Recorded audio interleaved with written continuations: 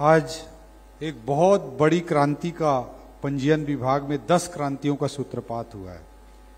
अभी मैं मंच पे सबको कान में धीरे धीरे बोल रहा था कि जितने लोग आज मंच पे बैठे हुए हैं उनको बहुत लोग खोज रहे हैं। आज थोड़ा 2-4 दिन सतर्क रहना। और इस कार्यक्रम में आए हैं आप लोगों को भी बहुत लोग खोज रहे होंगे, कौन कौन उसके समर्थन में गए थे करे। तो मैं यही कहना चाहूंगा कि आज के आधुनिक दुनिया के इतिहास का आप अध्ययन करें तो no economy, no country, no society has become great without technology and reforms. कोई ऐसी देश में पूरी दुनिया के इतिहास का अध्ययन करेंगे, आधुनिक इतिहास का, तो कोई भी देश तब तक महान नहीं बना है जब तक उसने रिफॉर्म को अडॉप्ट नहीं किया है, उसने टेक्नोलॉजी को अडॉप्ट नहीं किया है। और जब भी कोई रिफॉर्म आता है, कोई भी टेक्नोलॉजी आती है, तो प्रथम दृष्टया उसका विरोध ही होता है। लोग उससे अनकंफर्टेबल फील करते हैं, विशेष करके कुछ लोग जरूर उससे अनकंफर्टेबल फील करते हैं। और जो कुछ लोग होते हैं वो सिस्टम में आवाज उनकी ज्यादा बुलंद होती है, इसलिए कई बार लगता है कि बहुत गलत हो गया है, विरोध हो रहा है। देश में, दुनिया में जब एटीएम आया तब भी बहुत विरोध हो रहा था कि रोजगार चला जाएगा, रोजगार चला जाएगा, बैंकों से रोजगार चला जाएगा। इस तरह के विरोध होते हैं। जब पंजीयन विभाग का दायित्व तो मुझे सरकार में आदरणीय मुख्यमंत्री जी के माध्यम से मिला, तो मैंने फील किया कि भाई हर एक की जिंदगी में जमीन खरीदने का जो क्षण होता है, आम आदमी के लिए जीवन में 1 बार 2 बार मुश्किल से आता है। उस समय आदमी कम से कम इस ऑफिस से हंसते हुए खुशी खुशी बाहर जाना चाहिए। उसके लिए गवर्नेंस होती है, उसके लिए सरकार होती है, उसके लिए सिस्टम होता है। लेकिन आप सभी जानते हैं कि इस पूरी प्रक्रिया में कहीं ना कहीं लोगों के लिए बहुत सारे नेगेटिव एक्सपीरियंसेस होते थे, नकारात्मक अनुभव होते थे। इसलिए हमने संकल्प लिया कि इस पूरे प्रक्रिया को सुधार कर रखेंगे। और इस जब सुधार की प्रक्रिया को हम लोगों ने प्रारंभ किया तो सबसे पहला विरोध हमारे सिस्टम के हमारे चंद अधिकारी कर्मचारियों से हुआ। हर सिस्टम में, हर ऑर्गेनाइजेशन में, हर संगठन में मैं मानता हूं कि 10% लोग ऐसे होते हैं जो कभी नहीं बिगड़ते, हमेशा अच्छा काम करते हैं। और 10% लोग ऐसे होते हैं जो कभी नहीं सुधरते, वो हमेशा गलत काम करते हैं। और 80% लोग ऐसे होते हैं जो समय की धारा के अनुसार बहते हैं। तो जब लीडरशिप सही होता है, नेतृत्व सही होता है, तो 80% धारा से बहने वाले लोग और 10% कभी नहीं बिगड़ने वाले लोग तो आपके साथ आ जाते हैं। लेकिन 10% लोग जो कभी नहीं सुधरते, वो लोग हमेशा एक राउंड विरोध करने का जरूर दुष्प्रयास करते हैं।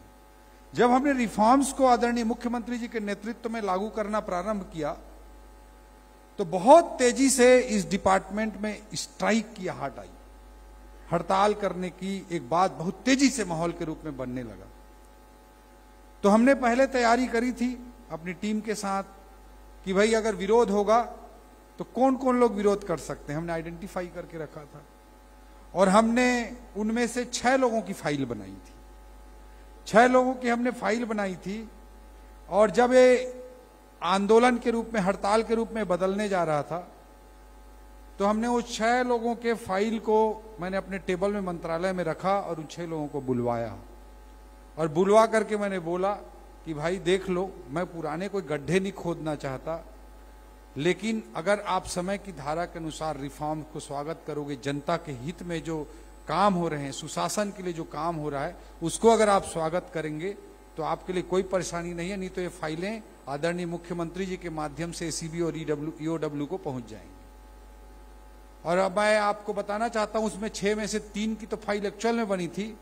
3 के अंदर केवल कागज भरे थे, कुछ नहीं था, केवल नाम लिखा था उसके ऊपर। तो कोई आंदोलन, हड़ताल, फिर सब बंद हो गए।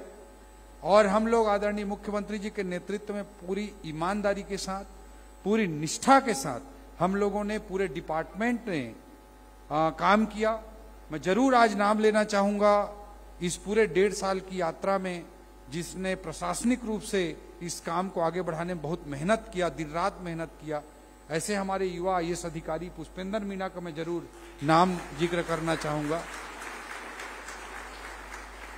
ये आज जो हम रिफॉर्म की शुरुआत कर रहे हैं, ये जो आज रिफॉर्म की हम शुरुआत कर रहे हैं, ये कोई एक हफ्ता 2 हफ्ता के मेहनत से संभव नहीं था। जैसा कि आदरणीय चीफ सेक्रेटरी साहब ने कहा, ये लगभग 1.25 साल से दिन रात की मेहनत इसके पीछे शामिल है। तब जाके पूरा डेटा बैंक का डिजिटाइजेशन हो पाया, जब जाकर के डिजी लॉकर की सुविधा हो पाई, तब जाकर के आज हम ऑटो म्यूटेशन की स्टेज तक पहुंचे हैं। और उसमें दिन रात मेहनत करने का काम पुष्पेंद्र मीणा ने और उसकी टीम ने किया। और मैंने विभाग के बारे में कहा कि 10% लोग कभी सुधरते नहीं, वो विरोध करते हैं।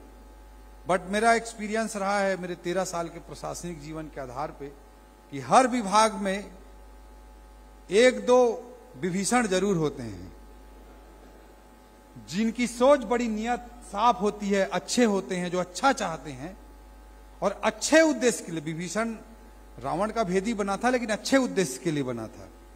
वैसे 2-3 लोग विभीषण का रोल भी प्ले किए और उन्होंने अच्छे उद्देश्य के लिए जहां जहां वो गड़बड़ी करते थे वो सबको आके बताया मेरे को कि ये गड़बड़ी होती थी, यहाँ पे गड़बड़ करते थे, यहाँ पे गड़बड़ करते थे, इस चीज को सुधारेंगे तो ये ठीक हो जाएगा, ये चीज को सुधारेंगे तो ये ठीक हो जाएगा। एक एक चीज को उन्होंने बताया, उनका बिना नाम लिए, क्योंकि उनका विभाग वाले ही कूट काट देंगे उनको, तो उनका बिना नाम लिए। और मैं उनकी सारी मीटिंग रात को 12 बजे से 2 बजे के बीच करता था, तो उनको तभी बुलाता था। तो ऐसे उनको भी मैं बिना नाम लिए उनको बहुत बहुत धन्यवाद देना चाहता हूं। और आज सेक्रेटरी मैडम ने भी कुछ महीनों से इस पूरे प्रोसेस का नेतृत्व किया, उसके लिए मंगई मैडम को भी मैं बहुत बहुत धन्यवाद देना चाहता हूं। राजस्व जो 10वीं और सबसे बड़ी क्रांति है, 10वीं और सबसे बड़ी क्रांति है ऑटो म्यूटेशन की, स्वतः नामांतरण की, इसका कितना बड़ा लाभ है आप सब लोग दिल से महसूस कर रहे हैं। कितने सारे लोगों के फोन आ रहे हैं, कितने सारे लोग बात कर रहे हैं इस विषय पर, क्योंकि वो हर एक की जिंदगी से जुड़ा हुआ मामला था। तो उसके लिए तो तभी संभव था जब राजस्व विभाग का पूरा सहयोग मिलता। उसके लिए मैं राजस्व विभाग के मंत्री, राजस्व विभाग को नेतृत्व प्रदान करने वाले आदरणीय टंकराम वर्मा जी को भी बहुत बहुत धन्यवाद देना चाहता हूं। राजस्व विभाग के सचिव अविनाश चंपावत जी, उन्होंने भी पूरा मंत्री जी के साथ मिलकर के काम किया, उनको भी मैं बहुत बहुत साधुवाद देना चाहता हूं। और तभी जा करके जो भूया सॉफ्टवेयर है और रजिस्ट्रेशन का सॉफ्टवेयर है, उस दोनों का इंटीग्रेशन हो पाया, तभी जाकर के स्वतः नामांतरण ऑटो म्यूटेशन का प्रोसेस आज हो पा रहा है। इसके लिए राजस्व विभाग को भी बराबर का 10वीं क्रांति के लिए बराबर का क्रेडिट जाता है। और इस पूरे प्रोसेस को आगे बढ़ाने के लिए हमारे मुख्यमंत्री जी का लीडरशिप हमारे साथ रहा। लीडर का काम ही होता है कि वो टेक्नोलॉजी को, रिफॉर्म को प्रोत्साहित करे। रिफॉर्म्स को जब इंट्रोड्यूस करने जाते हैं तो जो चैलेंजेस आते हैं, जो चुनौतियां आती हैं, अपने ही कई बार होता है कि अपने जानने वाले लोग, अपने वेल विशर लोग बोलते हैं कि बेटा इस चक्कर में क्यों पड़े हो, तुम्हारा वहां विरोध हो रहा है, यहां विरोध हो रहा है। आपके कुछ राजनीतिक विरोधी होते हैं, वो आपके बारे में इसी बिंदु को उठा करके अलग अलग तरह के कवायद करने लगते हैं। इन सारे व्यवहारिक चुनौतियों का सामना करने के बाद किसी रिफॉर्म्स को हम एक्चुअल में लागू कर पाते हैं। और रिफॉर्म्स को जब लागू करते हैं तभी जनता को वास्तविक अर्थों में उसका लाभ मिल पाता है। इस पूरे 1.5 साल के प्रोसेस में ये जो टेक्नोलॉजिकल चीजें जो हुई हैं, उसके अलावा मैं कहना चाहूंगा कि सुगम ऐप जो आया, उससे 3 साइड से फोटोग्राफ लिया जाता है किसी प्रॉपर्टी का रजिस्ट्रेशन होता है तो क्रेता विक्रेता के साथ, और उसका अक्षांश देशांतर, लैटिट्यूड लॉन्गिट्यूड, उसको सॉफ्टवेयर कैप्चर करता है। तो उससे फिर से उसी लैटिट्यूड लॉन्गिट्यूड में जाकर के फिर से रजिस्ट्री ना हो सके, इसके लिए सुगम ऐप होता है। जब सुगम ऐप को हम लागू किए तो जब कोई भी रिफॉर्म लाते हैं तो कैसे हमारे आंख नाक कान खुले रखने चाहिए, इसका मैं एक उदाहरण देना चाहता हूं कि हम सुगम ऐप तो लागू कर दिए, हम बहुत खुश थे कि सुगम ऐप लागू हो गया। 2 लाख से अधिक डॉक्यूमेंट का आगे रजिस्ट्रेशन हो गया सुगम ऐप के माध्यम से पिछले 1.5 साल में, वो लागू हो गया, हम बड़े खुश थे। लेकिन आज मैं अनुभव बताना चाहता हूं, सराईपाली क्षेत्र में मैं एक दिन गया था, एक गांव में राजनीतिक दौरा करते हुए। वहां पे गांव के लड़के ने मुझे बताया, जो मेरे पहले से जानता था, कि भैया ओते फोटो वाला रजिस्ट्री चालू करे हस ना, ओकर कारण से एक दिक्कत आते। तो मैं बोला का दिक्कत आते भाई? तो मोदी जी उज्ज्वला योजना लागू करे है, तेकर कारण से आजकल इतनी ना पेड़ कटाई बंद हो गए है। और तुमन सुगम ऐप नहीं लाने रहा ना, तो वो रजिस्ट्री में पेड़ के बारे में जिक्र नहीं करें, अगर पेड़ के रजिस्ट्री शुल्क नहीं देना पड़े। अब तुमन फोटो खींचा था तो पेड़ के फोटो आ जाते और पेड़ के ऊपर रजिस्ट्री देना पड़ा थे, तेकर व गांव मन में ना पेड़ ला काटे के बाद रजिस्ट्री कराते। तो ये जैसी ही जानकारी मिली हमारे आदरणीय मुख्यमंत्री जी से मैंने चर्चा की और तत्काल हमने जो पेड़ों की रजिस्ट्री है उस पर पंजीयन शुल्क को, स्टाम्प ड्यूटी को 0 करने का काम किया। रिफॉर्म्स, कोई भी रिफॉर्म्स जब लागू होता है तो आपको व्यवहारिक रूप से अपने नाक कान नाक खुले रखने होंगे, तभी आप कोई बड़े रिफॉर्म्स को जीवन में लागू कर पाएंगे। ये बहुत बड़ी सीख सुगम ऐप और पेड़ों के कटाई के माध्यम से मिली। 2 लाख से अधिक लोगों का सुगम ऐप के माध्यम से रजिस्ट्रेशन हो चुका है। एक बड़ी बात आप सब ने जिसको महसूस किया होगा कि बंटवारा होता है, हक त्याग होता है। हमारे समाज में जो व्यवस्थाएं हैं उसके तहत हमारी बहनें अपना हक त्याग करके भाइयों के नाम पे या परिवार के अन्य सदस्यों के नाम पे देना चाहती हैं, लेकिन वो देना चाहती भी है, मन से चाहती हैं, कोई दबाव में नहीं। लेकिन उसके लिए जो जब संपत्ति था उस संपत्ति के मूल्य का 0.8% पैसा लगता था, संपत्ति के मूल्य का 0.8% पैसा लगता था। इसलिए कोई हक त्याग कराता नहीं था, बंटवारा कराता नहीं था। पहले पीढ़ी दूसरे पीढ़ी तक सामान्यतः दिक्कत नहीं रहती, तीसरी पीढ़ी चौथी पीढ़ी के जाते जाते वो जमीन कई बार बहुत मूल्यवान बन जाती है, और जमीन जैसे ही मूल्यवान बन जाती है तो वैसी स्थिति में फिर उस प्रॉपर्टी को लेकर झगड़े चालू हो जाते हैं। हक त्याग तो कर दिए रहते हैं लेकिन उसका रजिस्ट्रेशन नहीं होता है, भू रिकॉर्ड में, भू अभिलेख में वो अब उसका अपडेशन नहीं हुआ रहता है। उसके कारण राजस्व विवाद, हजारों लाखों राजस्व विभाग इसके कारण राजस्व विवाद इसके कारण पैदा होते हैं। इस बात को ध्यान में रखते हुए हमने आदरणीय मुख्यमंत्री जी के नेतृत्व में पिछले 1.5 वर्षों के दौरान एक बड़ा निर्णय किया। वो बड़ा निर्णय था कि जो हक त्याग है, बंटवारा है, दान है, इन अभिलेखों में संपत्ति के मूल्य का 0.8% के बजाय हमने मात्र 500 रुपए की रजिस्ट्री कर दी और 13,000 से अधिक लोगों ने इस पर जाकर के तत्काल इस सुविधा का लाभ उठाया और पुराने मामलों में इस केस को आगे बढ़ाने का काम किया। कांग्रेस के हमारे बहुत सारे वरिष्ठ लोगों ने भी इस सुविधा का लाभ उठाया है। डॉक्यूमेंटेशन रखा हूं, मैं बाद में बताऊंगा किन किन ने इस सुविधा का लाभ उठाया है। इस तरह के रिफॉर्म्स किए गए। मैं एक और उदाहरण देना चाहता हूं, डिपार्टमेंट ने जिसमें जो इतना बड़ा मेहनत किया है उसके लिए मैं एक और उदाहरण देना चाहता हूं कि जो रजिस्ट्री एक्ट है 1908 का एक्ट है, 100 साल से अधिक का समय रजिस्ट्री एक्ट को बने हुए हो गया, अंग्रेजों के जमाने का बना हुआ एक्ट है। उस पर अमेंडमेंट के बारे में, मेजर रिफॉर्म्स के बारे में कभी भी 1 सेक्शन 2 सेक्शन से लेकर कभी भी ज्यादा काम नहीं हुआ। मैं विभाग को बहुत बहुत धन्यवाद देना चाहता हूं, पुष्पेंद्र मीणा जी को और सेक्रेटरी मैडम को और उनकी पूरी टीम को बहुत बहुत बधाई देना चाहता हूं कि टोटल इस एक्ट में 93 धाराएं हैं, उसमें से धाराओं और उपधाराओं सहित 35 जगह पे संशोधन करने का काम 100 साल बाद हम लोगों ने किया है। और इस संशोधन को विधानसभा में जाकर एक्ट बनाकर विधानसभा से हमने संशोधन कराया। एक उदाहरण देना चाहता हूं कि समाज के लिए कितने पीछे खींचने वाले प्रावधान इस एक्ट के अंतर्गत थे। जैसे मैं एक उदाहरण के रूप में रखना चाहूंगा कि उसमें लिखा हुआ है कि गोद लेने वाले पुत्र, इसका जिक्र है, सन, जिसको एडॉप्टेड सन का जिक्र है। किसी को गोद लिया जाता है तो उसके पुत्र के बारे में जिक्र है, वहां पर पुत्री का जिक्र नहीं है। आज से 100 साल पहले शायद पुत्री को कोई गोद भी नहीं लेता रहा होगा। ये सामाजिक रूप से कितनी विडंबना है हमारी माताओं बहनों की दृष्टि से, क्यों एडॉप्टेड सन का जिक्र है, एडॉप्टेड डॉटर का जिक्र नहीं है।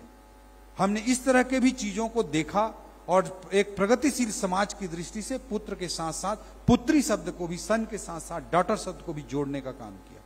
इस तरह से एक्ट में काफी बड़े परिवर्तन हम सब ने सुनिश्चित किया है। और आज मैं इतना कहना चाहता हूं कि इस तरह के रिफॉर्म्स के काम हम लगातार करते रहेंगे। हमारी सरकार का पहला बजट जो आया था वो ज्ञान के कल्याण के लिए था। कोई भी इकोनॉमी तब तक बड़ी नहीं हो सकती और बड़ी होने का अर्थ तब तक नहीं हो सकता जब तक समाज के आखिरी छोर पर खड़े गरीब, युवा, अन्नदाता और नारी को उसका लाभ ना हो। इस थीम पर हमारी सरकार का पहला बजट आदरणीय मुख्यमंत्री जी के नेतृत्व में हमने लाया था। और इस बार जो दूसरा बजट हमने लाया वो गति की थीम पर हमारे मुख्यमंत्री जी के नेतृत्व में लाया। ज्ञान का अगर हमको कल्याण करना है तो रैपिड इकोनॉमिक ग्रोथ हमको चाहिए, तीव्र आर्थिक विकास चाहिए, और उसके लिए गति अर्थात जी का अर्थ है गवर्नेंस, ए का अर्थ है एक्सिलरेटेड इंफ्रास्ट्रक्चर, टी का अर्थ है टेक्नोलॉजी और आई का अर्थ है इंडस्ट्रियल ग्रोथ। ये चारों को सुनिश्चित करने की दिशा में, टेक्नोलॉजी के एडॉप्शन की दिशा में, गवर्नेंस को स्टैब्लिश करने की दिशा में, और इन सब के माध्यम से जनता का कल्याण करना और तीव्र आर्थिक विकास को सुनिश्चित करना, इस दृष्टिकोण से भी आज का कार्यक्रम एक क्रांतिकारी कदम के रूप में मैं देखता हूं। और इसके लिए हमारे मुख्यमंत्री जी के लीडरशिप को, उनके विजनरी लीडरशिप को, हमारी पूरे कैबिनेट को और हमारे सभी अधिकारियों की टीम को मैं बहुत बहुत बधाई देता हूं। मैंने शुरू में कहा था कि no economy, no country, no society can become a great जब तक कि उसमें टेक्नोलॉजिकल और रिफॉर्म चीजों को हम फोकस ना करें। आज का पहला कार्यक्रम टेक्नोलॉजी को डेडिकेटेड था और दूसरा कार्यक्रम रिफॉर्म को डेडिकेटेड है। छत्तीसगढ़ इस यात्रा में हमारे मुख्यमंत्री जी के लीडरशिप में लगातार आगे बढ़ेगा और 2047 तक अमृत काल में विकसित भारत बनाने के प्रधानमंत्री नरेंद्र मोदी जी के विजन को बहुत तीव्रता के साथ हम कदम से कदम बढ़ाते हुए उनके साथ सपोर्ट में खड़े रहेंगे और छत्तीसगढ़ को भी विकसित छत्तीसगढ़ के रूप में स्थापित करेंगे। इन्हीं संकल्पों के साथ हमारे मुख्यमंत्री जी के लीडरशिप को, उनके नेतृत्व को बहुत बहुत धन्यवाद देते हुए मैं अपनी बात समाप्त करता हूं। जय हिंद, जय भारत, जय छत्तीसगढ़।